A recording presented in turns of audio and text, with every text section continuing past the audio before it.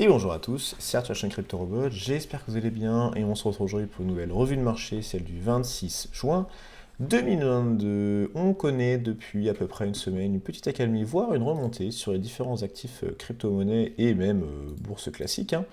Donc ça fait plutôt plaisir, mais ce qui est assez rigolo, c'est qu'on avait, il y a à peu près une semaine et demie, 2 semaines, quand même le sentiment global, quand on pouvait lire ce qu'il y avait sur Twitter ou autre, on avait l'impression que ça allait descendre forcément à 10-12 000.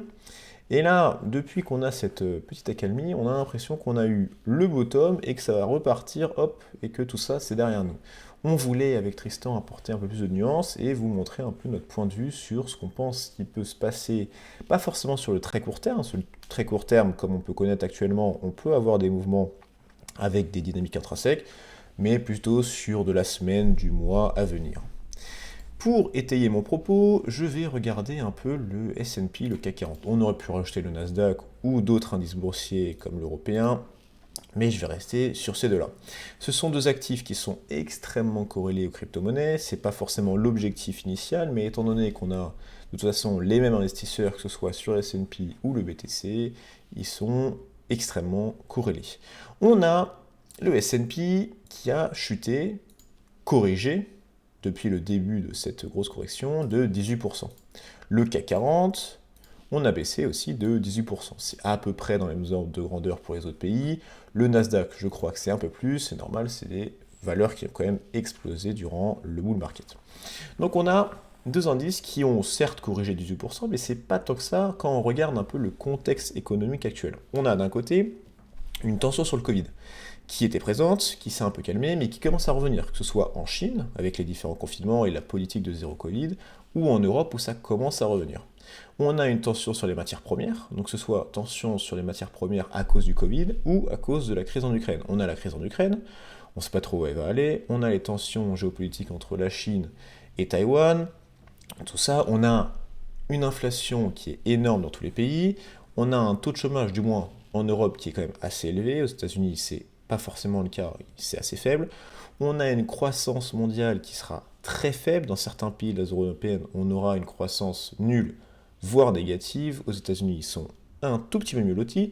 Donc on a quand même un contexte économique qui est, ma foi, très mauvais.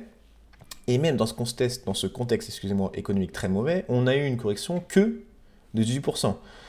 En sachant qu'on entend de plus en plus parler de récession, parce qu'on augmente fortement les taux, du moins la Fed augmente fortement les taux pour contrer l'inflation, on n'a pas beaucoup de croissance, donc tout ça va faire une récession, en plus l'inversement de la courbe des taux. On va avoir une récession qui sera beaucoup plus dure à encaisser pour l'Europe, même si la BCE est un peu plus timide sur la montée des taux, c'est normal, il ne veut pas forcément avoir une récession trop forte. Mais donc, ce que je voulais vous dire, c'est qu'on a un contexte général qui est très mauvais et il est clairement pas fini. On est en train de remonter les taux fortement, on ne sait pas comment l'inflation va se comporter, on ne sait pas comment les différentes crises vont se résoudre. Donc on a certes actuellement une certaine stabilisation, voire une petite correction à la hausse après les différentes journées de baisse, mais le contexte économique reste le même. On a eu énormément d'excès durant le Covid et on n'a retracé que de 18%. Honnêtement, c'est ridicule. On n'est même pas descendu au niveau de l'ancien niveau pré-Covid.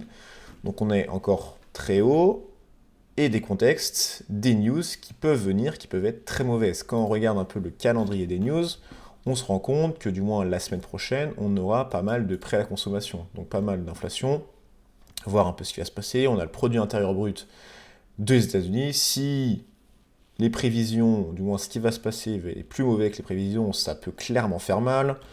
On a pas mal de choses, du moins sur toute la zone européenne. Donc si la zone européenne n'arrive pas à performer, la BCE essaie d'être prudente sur la remontée des taux. On a pu voir avec l'écartement des spreads sur, par exemple, l'Allemagne, l'Italie.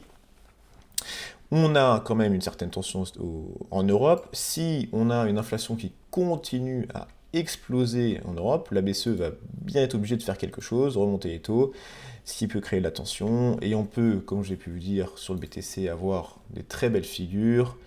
Ça ne va pas tenir. Si on a vraiment des mauvaises news, ça peut faire très mal. On a des taux ici américains qui avaient un petit peu retracé la semaine dernière, c'est pour ça que ça a bien augmenté aussi. On est toujours dans cette zone du top local. On est en train de rebondir sur le bottom. Ce qui peut se passer, bon, on va voir dans la semaine comment ça va se passer avec l'ouverture des marchés, ce genre de choses, si ça réussit à garder ce petit canal, voire repasser au-dessus, ou si ça a besoin de corriger un peu plus. Mais ce que je voulais vous dire, c'est qu'on a quand même un écosystème global financier qui se porte pas forcément très bien et qui dans le futur va pas forcément se porter très bien. Donc même si on a envie que le marché crypto reprenne, c'est pas forcément si facile que ça. Donc méfiez-vous, gardez à votre plan, c'est pas parce qu'on a cette petite accalmie qu'il faut changer vos plans directs. Gardez vos plans, si vous rentrez en DCA, continuez à rentrer à DCA. Est-ce que ça veut dire qu'il ne faut pas rentrer sur le marché? C'est pas forcément le cas, parce qu'on a quand même des très beaux points d'entrée. 20 000 sur le BTC, ça se trouve, dans plusieurs années, on n'y retournera plus jamais, hein. Donc c'est quand même des très beaux points d'entrée. Après, est-ce que c'est le bottom? On n'est clairement pas sûr.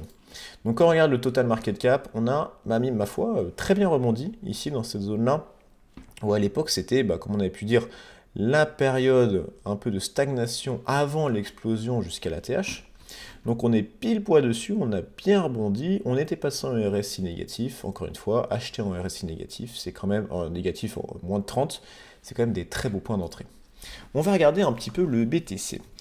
On s'était dit la dernière fois qu'on avait retracé, on avait réutilisé l'algo pour tracer les supports résistances, et ça nous avait tracé cette petite résistance, hop là, juste là, qui était un peu ce qui s'était passé aux alentours de fin 2020. Et actuellement, on a bien rebondi dessus. On n'a pas forcément une cassure haussière du support avec une bougie de volume positive. C'est dommage, mais bon, c'est comme ça. On a quand même des volumes qui ont pas mal augmenté. Actuellement, c'est le week-end, c'est normal que ce soit un peu plus faible. On va voir dans le futur, dans la semaine prochaine, ce qui va se passer. Mais on a ici cette belle remontée. Le support d'en dessous, qui est pas si loin que ça, est à peu près 11%. Et après, bon, de toute façon, je vous l'avais dit, hein, ici c'est un no man's land, il n'y avait pas forcément énormément de volume, pas forcément de conviction dans le passé. Dans le passé proche, on n'avait pas eu grand-chose, c'était 3 grosses bougies qui nous avaient fait baisser et qui avaient traversé ce no man's land assez rapidement. Donc cette zone n'est pas forcément super facile à aller récupérer dans le sens où on est un peu dans un état végétatif où toute cette zone-là, il ne s'est pas passé grand-chose. Donc soit on arrive à bien rebondir avec des grosses bougies, mais j'y crois pas forcément dans le marché actuel, soit on continue à stagner, et je pense clairement qu'un retest ici de ce support est clairement jouable. Si vous voulez placer des entrées limites, de toute façon, ce support-là, c'est très bien. Si vous voulez gratter un peu plus de performance, dans ces zones-là, aux alentours de 17 000, qui est presque la zone de liquidité qu'on avait atteint le 18 juin, je pense que c'est des très beaux points d'entrée pour le BTC. Encore une fois, un peu comme sur le total. Hop, le RSI en dessous de 30, des très beaux points d'entrée. Après, à savoir quand est-ce que vous rentrez, je pense que, comme on peut voir à chaque fois, quand on rentre dans cette zone de 30, on a des grosses bougies négatives. Donc pourquoi pas rentrer sur la grosse bougie négative. Ici, on était en dessous de 30, grosse bougie négative. En dessous de 30, grosse bougie négative. Ici, en dessous de 30, grosse bougie négative. Et je pense qu'on peut s'amuser à remonter un petit peu, hein. Ici, moins de 30, grosse bougie négative. Vous pouvez rentrer à ce moment-là. C'est pas forcément le bottom ultime. De toute façon, si vous vous tuez à la tâche pour essayer de trouver le bottom ultime, vous allez sûrement pas le trouver. Mais si vous voulez rentrer en DCA, pas forcément toutes les semaines, tous les jours, mais à des moments un peu plus précis via des indicateurs, rentrer en daily à moins de 30 dans ces grosses phases de correction, c'est clairement des points d'entrée. La BTC dominance qui continue, elle, de baisser. On a des stablecoins qui deviennent de plus en plus puissants. Donc d'un côté, les gens qui prennent des profits. De l'autre côté, des gens qui ne prennent pas de profits, qui prennent des pertes. Donc on a quand même toutes ces stablecoins qui commencent à être vachement capitalisés. On continue de baisser sur la dominance. J'attends, si on doit avoir cette correction plus forte, ici un petit rebond là. Si on veut un BTC qui performe, il faudra forcément que cette dominance remonte. Tant qu'elle baissera, je ne suis pas forcément convaincu que ça repartira fortement parce qu'ils prennent des profits en stablecoin. Pour aller ici au niveau du support, c'est à peu près moins 4%. On regarde un peu l'Ethereum qui est lui aussi dans une zone, dans un no man's land. Alors j'aimerais bien ici que ça affiche un petit support ou une résistance. J'ai refait l'algo juste avant cette vidéo.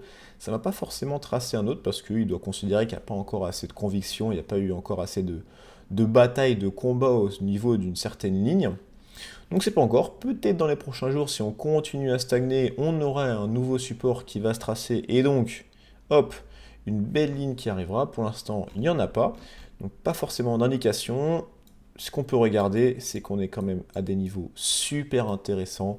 C'est peut-être pas le bottom, mais c'est quand même 1200, très honnêtement, quand on sait que l'Ethereum est monté à 4008, 4009, c'est quand même très très sexy. La résistance supérieure est à quand même 50%, c'est énorme. Et la recherche de liquidité dans la précédente bougie à moins 30, on y était il y a un peu plus d'une semaine. Je voulais finir en regardant deux coins, donc l'AVAX, on en avait parlé à la précédente revue de marché, et on s'était dit qu'on commençait à arriver dans des zones où le DCA sur AVAX commençait à être intéressant. Avant, je trouvais l'AVAX un peu trop capitalisé par rapport, du moins il n'avait pas assez régressé par rapport aux autres tokens, il n'avait pas atteint des niveaux proches de juillet 2021.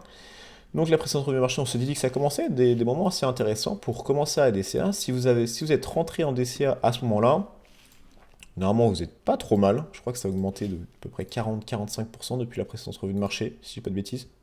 Ouais, c'est ça à peu près. Bon, des beaux rebonds, de toute façon, on est sur des altcoins. Quand ça rebondit beaucoup plus. Ça rebondit beaucoup plus, excusez-moi. Nous, on est surtout sur de l'analyse un peu long terme, moyen terme. Mais si vous faites du court terme sur ce genre de choses, si vous essayez de pré-shot un peu les rebonds sur les supports du BTC, vous pouvez très bien vous positionner sur la VAX ou rentrer en DCA et faire, mine de rien, même dans ces phases baissières, des belles performances. Je voulais finir avec le FTT. On a quand même, durant cette crise, sur le marché des cryptos, on a clairement deux gagnants. On a d'un côté Binance qui est, quand on a tous ces problèmes, les gens rentrent sur Binance, on a quand même des très belles news sur Binance, ils investissent énormément sur les cryptos, ils n'ont pas forcément de plan de licenciement ou de plan de restructuration. Donc Binance, ça se passe très bien, ils ont eu l'Opsan en France, bon, ils vont plus avoir les futurs, c'est comme ça. Mais on a quand même des très bonnes news sur Binance, et aussi, on a des très grandes news sur FTX, qui en profite durant ces phases un peu compliquées pour faire son marché, très clairement. Tout est en discount, que ce soit les cryptos ou les entreprises, les projets qui ont subi des petits problèmes. FTX, qu'est-ce qu'ils font? Ils en profitent pour acheter, Sam, il en profite pour tout racheter. Donc on a les deux plus grosses plateformes qui sont de plus en plus puissantes, et on a un FTT, token affilié FTX, qui dans le futur, j'en suis convaincu, va continuer à bien performer, même si, contrairement à Binance, le BNB qui est utilisé sur Binance est aussi utilisé pour la blockchain. Là, c'est le Solana. Donc le FTT a un peu moins d'utilité que le Solana. C'est évident. On a quand même un token qui est super utile si vous voulez réduire vos frais, entre autres. Il a bien rebondi, très clairement, sur son niveau de juillet 2021. On est descendu presque, clairement, au plus bas de la liquidité qu'on avait pu connaître en juillet 2021, ou en juin à peu près. On a bien rebondi, on l'a récupéré. Même pareil, hein, au niveau du rebond, on est sur du 30%, ce qui est clairement pas ridicule. Donc pour FTT, on a le support d'en dessous à moins 11, la résistance supérieure à 13, et la zone clairement importante à les récupérer, c'est ici tout ce petit rectangle qui, ma foi, dans le passé, avait vachement bien tenu. Là, ici, ça nous avait bien embêté. Ici, ça avait un peu fait des petites carabistouilles. Donc pour les FTT, si vous devez le jouer, c'est des très beaux points d'entrée. Et au futur, je pense que ces petits niveaux-là, il faudra les étudier. Donc en général, on est de toute façon assez optimiste sur la chaîne CryptoRobot avec Tristan. Mais il faut se rendre compte qu'on a quand même des news très négatives, on a beaucoup d'instabilité, donc j'espère que c'est un bottom, mais je ne crois pas forcément, parce qu'on a des indices boursiers qui n'ont pas énormément retracé par rapport à ce qu'on pourrait penser dans une crise économique comme celle qu'on vit actuellement. Certes, les crypto-monnaies ont beaucoup baissé, mais bon, 68%, on a connu des baisses beaucoup plus puissantes. Et si on continue à avoir des obliques qui continuent à monter, les actifs risqués vont continuer à baisser, tant qu'on n'a pas une stabilisation de tout ça, ou du moins, tant qu'on ne sait pas trop comment va se passer la récession, et si le plan de la Fed de la BCE se passe comme prévu, avec des gros guillemets, tant qu'on ne sait pas trop ça, je pense que toutes ces histoires de bottom, c'est un peu compliqué à prédire. Donc si vous avez apprécié la vidéo, n'hésitez pas à mettre un like, à vous abonner à la chaîne si ce n'est pas déjà fait. Si vous avez des questions sur cette vidéo ou sur toutes les vidéos qu'on peut vous faire sur la chaîne CryptoBox, soit les bots de trading, les stratégies, tous ces genres de choses, vous pouvez aller sur notre channel Discord. On répond à toutes vos questions. Et pour ma part, je vous souhaite une très très bonne journée et on se retrouve très bientôt pour une prochaine vidéo. À toutes.